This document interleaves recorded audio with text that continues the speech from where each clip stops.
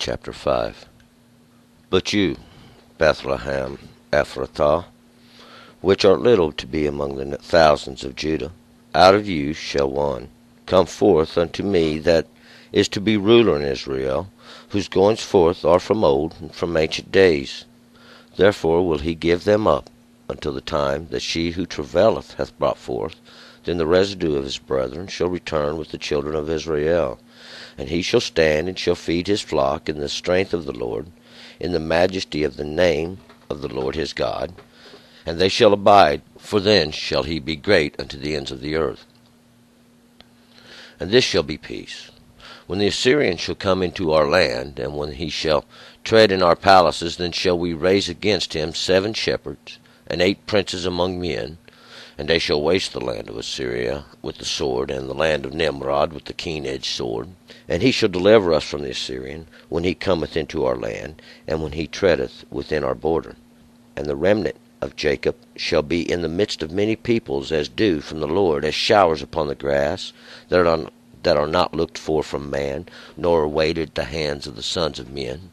And the remnant of Jacob shall be among the nations, in the midst of many peoples, as a lion among the beasts of the forest, as a young lion among the flocks of the sheep, who, if he go through, treadeth down, and teareth in pieces, and there is none to deliver. Let your hand be lifted up above your adversaries, and let all your enemies be cut off. And it shall come to pass in that day, saith the Lord, that I will cut off your horses out of the midst of you, and will destroy your chariots. And I will cut off the cities of your land, and will throw down all your strongholds. And I will cut off witchcrafts out of your hand, and you shall have no more soothsayers. And I will cut off your graven images, and your pillars out of the midst of you, and you shall no more worship the work of your hands. And I will pluck up your Asherim out of the midst of you, and I will destroy your enemies, and I will execute vengeance and anger and fury upon the nations, because they hearkened not. Okay, let's go back up to verse 1. Now, yesterday, in the last chapter, we were talking about the end of days. We were talking about the end of days, and God's anger was kindled against, and judgment was brought down. And we are going to pick this back up now in chapter 5. 5 is grace, and we will begin with verse 1. But you, Bethlehem Ephrathah, which art little to be among the thousands of Judah, out of you shall one come forth unto me, that is to be ruler in Israel, whose goings forth are from old, and from ancient days. And this is a prophecy that was prophesied earlier even, a prophecy, and Bethlehem is this house of bread, Lehem bread, and Ephrathah is where the city is kind of divided there. Ephrathah is this part of the city that belongs to Ephraim, and Ephraim means the double-fruited, and Ephrathah as well means fruitful. But now it is this place of, as we know, fruitfulness, or this double-fruited. And what happened there, this Bethlehem there, is where Rachel died, and when she gave birth to Benjamin, and Rachel was the daughter of Lehem. And this is really what we're talking about here, because this was the prophecy that was prophesied long ago. And he's comparing them now to, though this is just a little place now among all the cities of Judah. Out of you shall come forth unto me the one who is to be ruler, or to have dominion in Israel, and whose goings forth are from old, and from ancient days.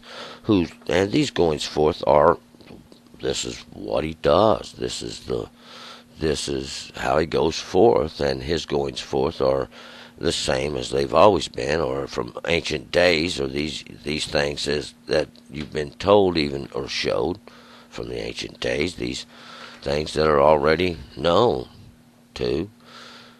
Therefore will he give them up until the time, verse 2, that she who travaileth hath brought forth. Then the residue of his brethren shall return with the children of Israel. Therefore he will give them up. And we remember this. This is what Micah was talking about, this time of judgment when God does look away. God's looking away, see, in judgment. And he has, for a moment, looked away that they could be taken away. And this is what we're talking about. Until the time that she who travaileth hath brought forth, this we just read in the last chapter, is the daughter of Zion. She does travail, and we're going to find out. See, what was left, this punishment, though, God said now, the nations haven't considered what God's thinking, see, because God's going to deliver them up to the threshing floor. See, we've started over. Out of you, Bethlehem. See, this is saying here comes a new beginning, and we're going to find that out in just a little bit. And this time that she travaileth has brought forth, until this time that she travaileth, and we'll see now, this daughter of Zion will bring forth. This has already been prophesied too. 3, and he shall stand, and shall feed his flock in the strength of the Lord, in the majesty of the name of the Lord his God, and they shall abide, for then shall he be great unto the ends of the earth. And this is that one who will be given dominion over Israel, or to be made to rule. And he shall stand there, and he feed the flock in the strength of the Lord, and he does, and the majesty of the name of the Lord, and he does, and they shall abide, and they do. For then shall he be great unto the ends of the earth. And this is simply that he be made known unto the ends of the earth. 4, and this shall be the peace, and it is. And when the Assyrian shall come into our land, and when he shall tread in our palaces, then shall we raise against him 7 shepherds, and 8 princes among men. And these 7 shepherds are simply those seven perfection. This is the perfection of the pastures, those that are pastured. And 8, a new beginning. 8 is in representation of a new beginning. These princes, is this word princes, or King James word says principal. It's probably not a good translation. The word is nasik. So this would be translated poured out. See, a new beginning is poured out to men, or in men, or among men. Want this new beginning. See, God is starting a new beginning, and He's sent one now, and He's taken rule. He's taken over, and we're going to see they'll end up making him king, because that's what happens. See, they'll make him king, but this is the beginning, see, and they didn't consider the end of things. And this should be a lesson that Israel's already learned. See, Israel should have learned this lesson. Why? Well, remember last time you wanted a king? What became of it? So this was the great lesson to be learned. And we'll see now, this is the lesson that gets learned. We just learned that in the last chapter, see, when we got to the end days. 5, and they shall waste the land of Assyria with the sword, and the land of Nimrod with the keen-edged sword. And he shall deliver us from the Assyrian when he comes into our land, and when he treads within our border. And this would be the purpose, see. And they come and they waste the land of the Assyrian, this land of the altar, with the sword, with the words, and the land of Nimrod with the keen-edged sword. And this is that very sharp word. This land of Nimrod was the fiery furnace. This land of Nimrod was, listen to them. This is that land. This is that city, even. And the remnant of Jacob shall be in the midst of many people, as dew from the Lord, as showers upon the grass. that are not looked for from man, nor waited at the hands of the sons of men. See, we ended a paragraph, and we began a whole new paragraph, and it ends the paragraph here, see. And this should not be added to the context, but set in aside to it. And because, see, this would be the prophecies of God. He has smited Israel, and he scattered them out on all the earth. Now, there's one come, and he ruling until what? They do bring forth. And we're going to find out, see, Israel scattered in all the earth, and understanding travails to bring it forth. 7. And the remnant of Jacob shall be among the nations, in the midst of many peoples, as a lion among the beasts of the forest, as a young lion among the flocks of the sheep, who, if he go through, tread down, treadeth in pieces, and there is none to deliver. Because, remember, the last chapter, what God did, he woke Israel up and said, hey, assemble yourself, O daughter of troops, because that's what's going to happen. See, he's making an example.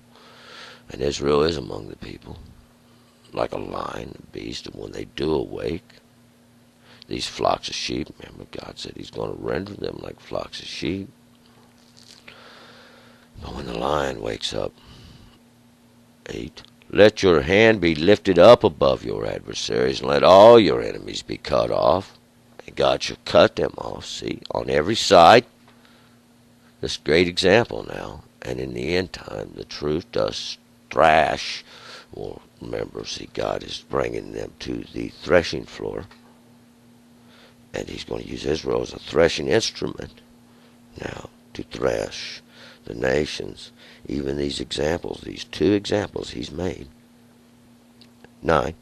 And it shall come to pass in that day, saith the Lord, that I will cut off your horses out of the midst of you, and will destroy your chariots. These horses is your strength. These chariots, these places you stand. Now, you think you can control here the reins of strength, but you cannot. God's going to destroy these places. And I will cut off your cities of your land, and will throw down all your strongholds. All these cities, these places that have a guard, these places that's what a city is a place that has a guard, someone who walks the wall and watches out of your land, these strongholds. 11. I will cut off witchcrafts out of your hand, and you shall have no more soothsayers. These ones that are always soothing, got always just comforting words to say. Cutting them off. These are those you pay to tell you what you want to hear. These witchcrafts, these that think they can tell you the future. You don't have to go get nobody to tell you the future. See, God wrote it down. And he put it on a wheel, and it just goes round and around and around. I will cut off your graven images and your pillars out of the midst of you. 12. You shall no more worship the work of your hands. And this is what God's going to do. What? By example. They didn't consider the end of things, see. But God's going to bring another example around, a new beginning, a new understanding, a new teaching, for one purpose. We're going to find that out. 13. And I will pluck up your Asherim out of the midst of you, and I will destroy your enemies. And this Asherim are these many places that they had made on every hill, every corner, every pleasant place, every goodly place. God's coming to destroy them. And I will destroy your enemies. And these are your enemies. These are the places that teach darkness, that you have to pay for the Word of God. God's Word's free. God's made an example now. He wants all the world to wake up. There's no great secret here. For this purpose, this is the purpose of things. And I will execute vengeance in anger and fury upon the nations, because they hearkened not. What? Vengeance and anger and fury upon the nations, because they did not to listen to God's great example, even, for they do love it so. And God's coming. He's going to make a great example, and he already has. His work is before him. Turn to the law of God. Be obedient. Lay down your idols. Make yourself subservient to the law of God. We're going to move on to chapter 6.